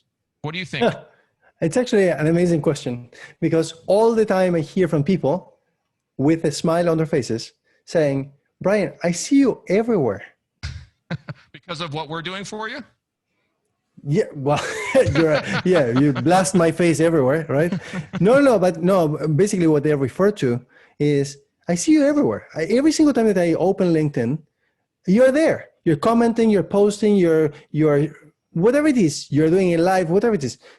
Basically, you want to be top of mind. You want to be top of mind for value. Can I summarize how people are perceived so that you understand how you need to put yourself out there? Yeah. Yeah. So here's the thing. The one thing that I consider the most precious is time. Okay. So this is my approach on LinkedIn. I believe that time cannot be recovered. So the way that I put myself out there is understanding that there are a lot of people who have different objectives on LinkedIn, and that although I may have my objective, which is to empower and inspire, not necessarily to make money, because money it never crosses my mind. Like when I have dinner with my wife, or when we sit in bed to talk about how our day was, we're not like, hey, let's count how many more bills we got. We never talk about money, to the point that sometimes she's like, hey, did you actually check the checking account, because we have to move money from the business to the checking. I'm not looking at our bank, okay, at our financial statement. We're not doing that. We truly care for people. But here's the thing. I recognize that people are on LinkedIn for different purposes. And some people are, unfortunately, looking for career opportunities, which is the first thing that I noticed when I first became engaged on LinkedIn. And these people, the last thing that they need is a dog riding a unicycle. So I do not want to be associated with a waste of time, okay? I don't want to be the last drop on somebody else's cup, where they are like, you know what, I'm going to leave. I'm going to shut down LinkedIn for today because I got nothing for an hour, because it happens to me all the time. I'm scrolling endlessly, looking for value, okay? Oh, there's nothing inspirational about this, right? Nothing, an hour, nothing. It's becoming Facebook in some cases, unless you start to unfollow everybody that you don't care for, right? So I recognize that there's someone out there with a different objective, and then they need to get back on their feet. The last thing that I want to be perceived as is a waste of time. And I understand that my posts may not be everybody's cup of tea, but at least I start from a place of value. And when I start from a place of value, most likely I will appeal to most people and I will be delivering value. But if you start from a place of content with zero value, there's no chance that someone will be perceiving you as valuable, okay? Or very, very little. So if you start to appreciate that other people have different objectives and that they are on their missions, their objectives, they need to get back on their feet, deliver value every single time, and people will be praising you, and they will be around you, they will be vouching for you, recommending you. You want to attract people to come to you. You don't want to go looking for people, okay? So always start from a place of value. So, Brian, we're past the time that we said we would take from you, and I really appreciate you staying 7 minutes past that. I want to respect everybody's time, but I also want to deliver you value. So I'm going to look through the questions one more time. There's still a lot of people here in Zoom. I still see people over there in LinkedIn. So Karen, you're still here. Joyce, Gary, Adam, Alex, Andrew, Bill, Bo, Candy, what's on your mind? I see JC is asking, can Jessica call me so I can learn more? Yes, we're happy to talk to you. Thank you, Suzanne, for pasting that in. Tim is here. Stephen, England, how are you doing, man? Any questions around how this might help you and Sirius? Sheila is here. Sheila, I know you. Scott is here. Rose, Rob, two Robs, Raymond, men and women. What's on your mind? And folks over there on Facebook, everybody, if you're still awake and listening to us right now and getting value out of this, I want you to thank Brian by dropping a bunch of exclamation marks in the chat. Whether you're in Zoom or in Facebook or over there on LinkedIn, let's just flood him with exclamation marks. Come on, give me those. Ezra's given me some. I want to see some over there in Facebook. I want to see some in LinkedIn. I want to see them in Zoom. Come on, engage. Come on, there we go. Carol says, thank you, Brian. Joyce has given you a bunch. James has given you a bunch. Wow, come on. Who can give Brian the most here? Brian, you've been very gracious with your time. I'm going to pause at just another moment. Somebody's calling you Brian Gold. No, good play on your yes. last name. Yep. Cindy Brain says, thanks. Gold. Yeah, Brain Gold. Thank you, Brian. Appreciate your time. Christian is saying much appreciated. Folks, if you've ever been on any of our other sessions or trainings, you know the question that's coming right now from me next.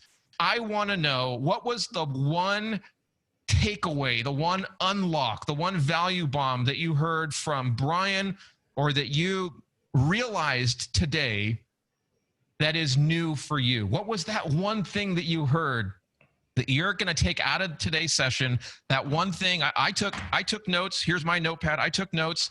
What's that one thing you wrote down and you underscored? I want to know what those things are. So for Joyce is saying, stop chasing.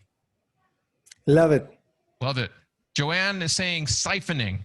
Cindy is saying, teach something that adds value in the follows and posts. Alex is saying, give value. Stephen is saying, build and provide value. Stop chasing connections. hopefully I'm pronouncing that right, is saying give, give, and give. Brauk, I see you over there on LinkedIn. I see Craig over there on Facebook. Craig is saying give, give, give. Absolutely. And Craig, you're one of those people that I know gives. Alex is saying, thanks for the brain gold. Sheila is saying, changing my mindset for posting and connecting and commenting. Sheila, that's wonderful. Ezra is saying, always delivering value and be kind whenever possible. Carol is saying, I accept Brian's challenge to write concise posts as an alternative to articles. Carol, wonderful. That's great. You know, what's the worst thing that can happen? You try something new and you learn something, right? Way to go. Ahmed over in LinkedIn is saying this is gold content. And remember, never send another, if you put your mindset to this, never send another connection request. And I'm going to give you a tip. I don't know if you are aware. Connection requests are limited. You can only send out so many. If no one ever told you, high five here, you just learned something. The last thing that you want is to be next to Bill Gates or David Rosendahl and be like, hey, send me a connection request. Oh, I ran out of connection requests. And sorry, can you send me one? Don't send a connection request, but not because of that. It changes your mindset. It changes your approach to how you develop relationships. You go and give them first some love, and believe me, you don't have to ask for anything. They will come running to you. Because when you show up every single day for a week, they will come to you. Hey, who are you? Right? You have very interesting comments on my posts. Right? I want to get to know you both. Yep.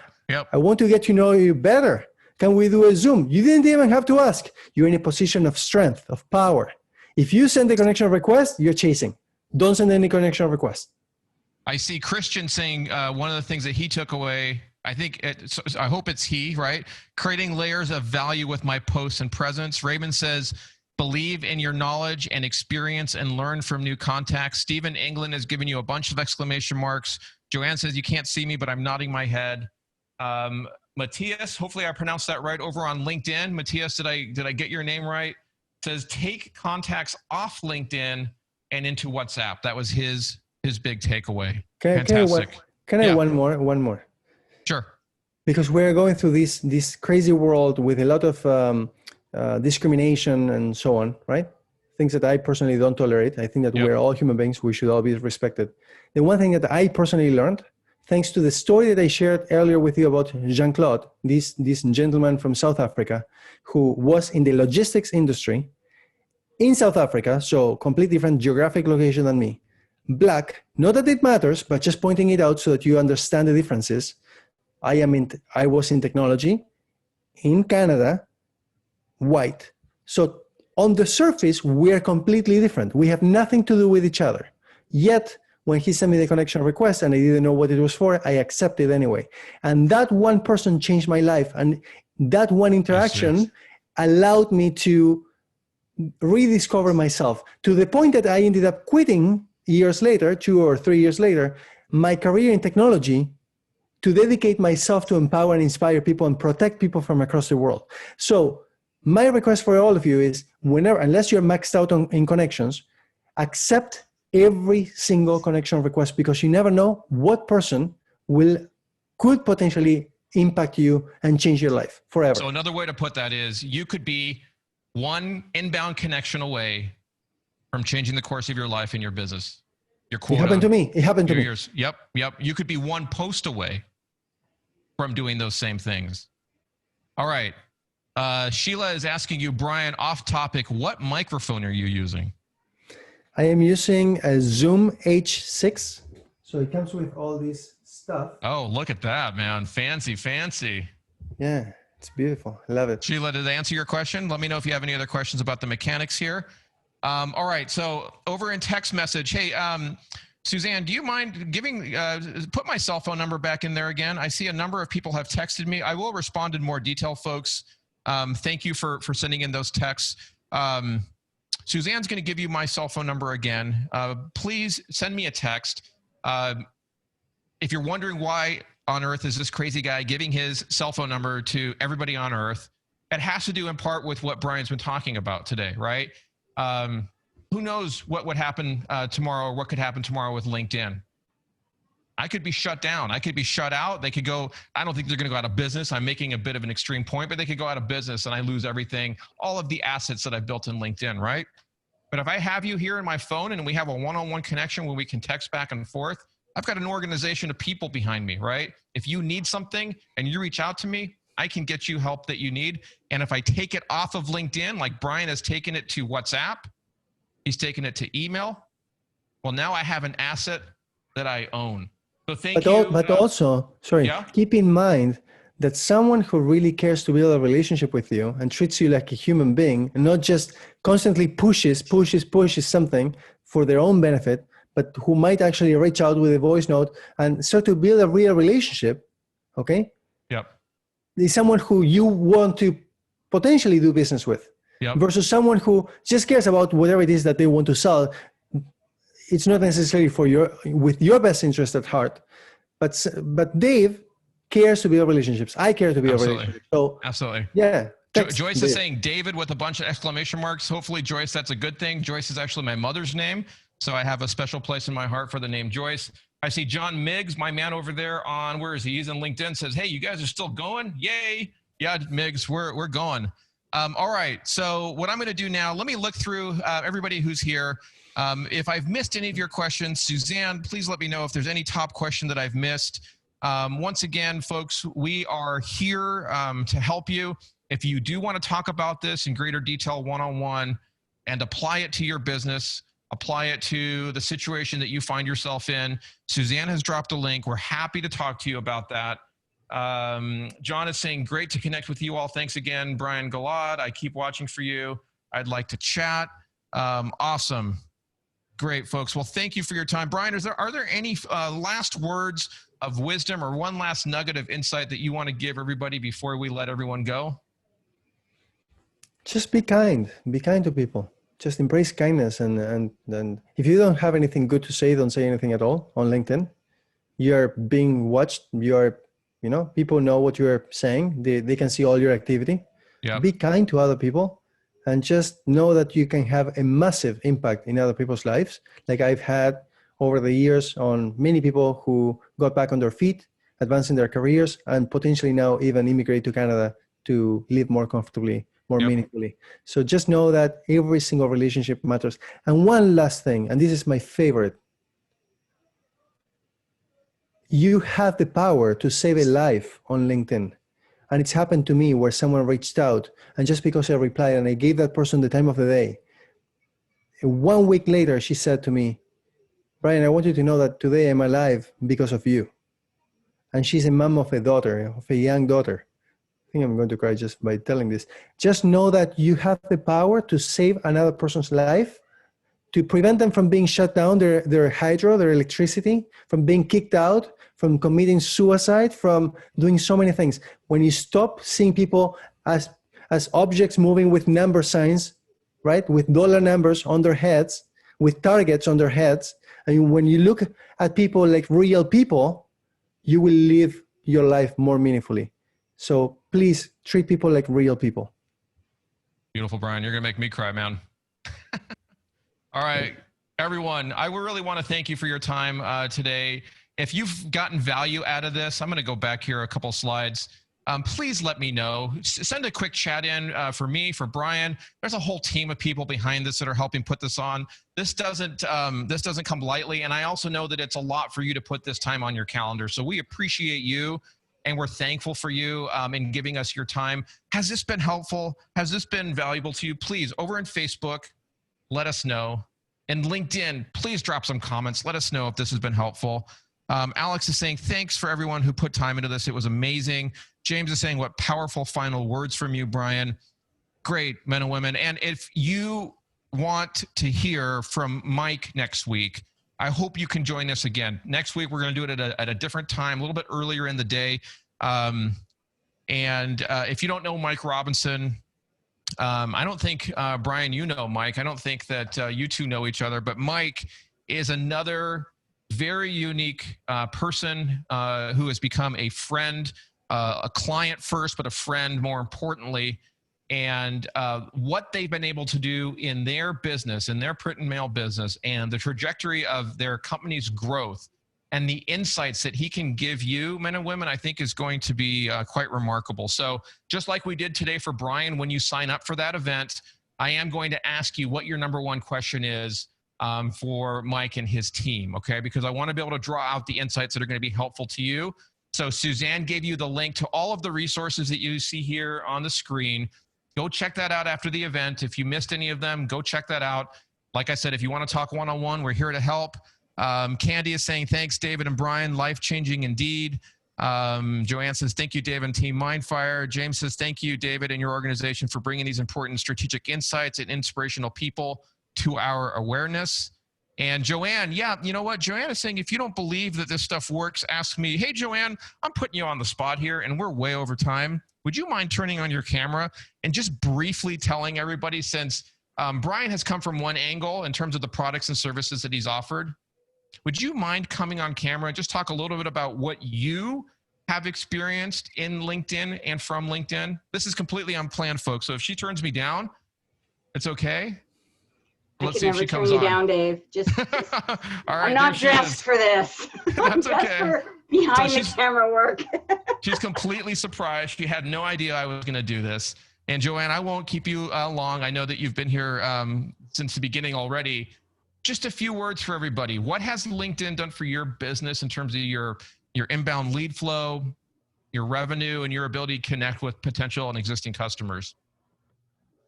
All I can say is I no longer do any outbound marketing. I no longer do any email marketing. I've had just this week alone, and it's a short week because Monday was Thanksgiving. So that in and of itself has completely messed me up. But, and I'm sure Brian doesn't sleep, so it doesn't matter. Yeah, it doesn't matter to him. But I can tell you, I've had yesterday 3 people who I'd been in touch with back like in June and sent proposals and talked to them. And then I didn't hear from them. And it's like, okay, I'm just going to leave them alone, right? Exactly what Brian said. Just keep doing my thing. And all of a sudden they're like, hey, Joanne, we're ready to move. Hey, Joanne, remember we talked about this? Hey, Joanne, are you still interested in this? So suddenly all these people who I've had conversations with, people who I've worked with, who I know are reaching out to me because they're seeing me constantly in their feed. All of this, you know, I know you've asked me, David, where does it all come from? And I wanted to say, well, some of it is referral, and it's like, no, it's all LinkedIn, because there's just no way that I would have been top of mind for any of these people had I not been consistently posting and commenting. And to your point, Brian, I don't really share so much anymore like other people. It doesn't work. Even when I'm sharing stuff from my own company, so I am sharing from my own company, I still get penalized. It's really weird. So I'm learning these things all the time, but I'm telling you, from a company perspective, we're on all the platforms because that's where our customers are. But me personally, it's all LinkedIn, all LinkedIn. And everything you were saying, Brian, I'm like nodding my head, and it was like all I could do to like just not take over the whole chat window. Well, you did a great job, Joanne. And Joanne, you're saying you've been active, so you've been top of mind, but you've been delivering value. And the reason why people approached you now is because if you want to be top of mind, you want to be top of mind for a good reason. People say that there's no bad marketing, whatever, if it exists or if it doesn't exist. But if you can choose to be good marketing, be top of mind through value, deliver value to other people all the time. I always say, if you're gonna like something or comment, it's not enough to just like, at least say why you're liking it. Why does this matter to the people who follow me? Why should they be interested in maybe I like dogs on unicycles for whatever reason, but let me explain why this might matter to the people I talk to. That's once I figured that out, and once I learned how to ask the right engaging questions, those 2 things. Once that light switch went on, everything changed. It all just changed. Well, Joanne, thank you for your time today. Thank you for being in chat, doing a wonderful job there. Thank you for sharing and being willing to come on last minute. Problem. I know that you're going to probably have to dig through all of this and pull out the nuggets and insights to create some Oh, sort of case awesome. study or ebook, but it'll be great for the community. Hopefully it'll be good for you. I know it'll be good for Mindfire. It'll be good for Brian. So just from everyone here, I want to say thank you to you, Joanne. Oh, And my then pleasure. thank you so much. And Brian, thank you for your time. I really appreciate you, man. And to all of you who have been here with us the entire time, thank you for giving of your time. I hope you got value out of it. We hope to hear from you. Please reach out if you have questions, if you need help, if you need encouragement, text me. I'll reply. Oh, he will. Absolutely. Yes. Alex says, thank you guys. You're welcome. And we have recorded this, so we will make sure to get the recording back out to you. We'll send you out the page on our site with the video and the other resources that we mentioned. So we'll get that out to all of you. Have a great rest of the day. Yes, please connect with Joanne. I saw her put her profile URL in there. Please make sure to, if you're still here, connect with Joanne. Thank you, Brian. Have a wonderful rest of the day. And same to all of you who are here. We'll see you again soon. Bye-bye, everyone. Bye, guys. Bye-bye.